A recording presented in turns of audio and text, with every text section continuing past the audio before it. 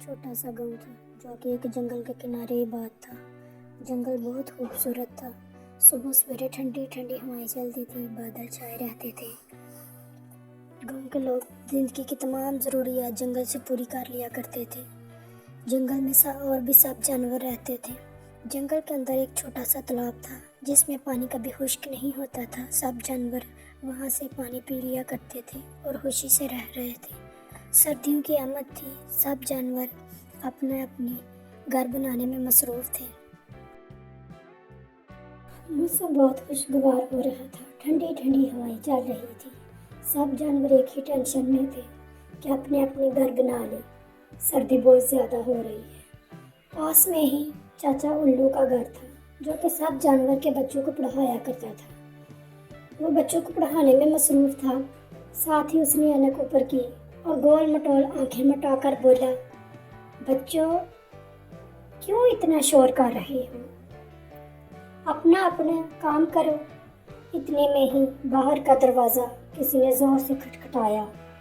جیسے ہی دروازہ کھلا، منٹو داخل ہوا جو کہ جنگل کے بادشاہ کا بیٹا تھا۔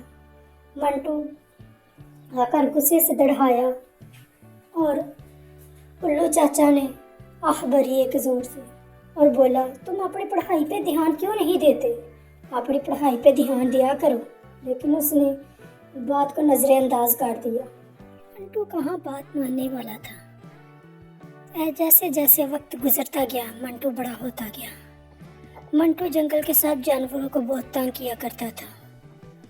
سب جانور اس سے بہت تنگ آ گئے۔ ایک دن منٹو شکار کے لیے نکلا، اسے کوئی شکار نہیں ملا۔ وہ تھک ہار کر واپس آ گیا، وہ بہت کمزور ہو گیا تھا۔ اسی طرح 2 دن گزرتے گئے، منٹو کو کھانے کے لیے کچھ نہیں ملا۔ منٹو دن بدن اور کمزور ہوتا گیا۔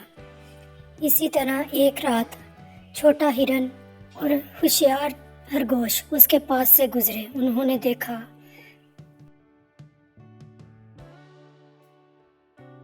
منٹو بہت کمزور ہو چکا تھا اور بیمار تھا۔ انہوں نے جا کر سب جانوروں کو بتایا۔ جانور یہ سن کر پریشان ہو گئے۔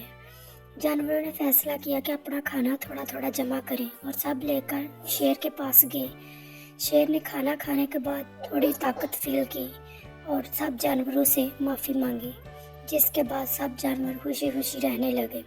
تو بچوں، یہ تھی کہانی شیر کی، جس سے ہمیں یہ سبق ملتا ہے کہ برائی کا بدلہ اچھائی سے بھی دیا جا سکتا ہے۔ اگر میری کہانی پسند آئی تو چینل کو لائک کریں، سبسکرائب کریں۔ Thank you for watching.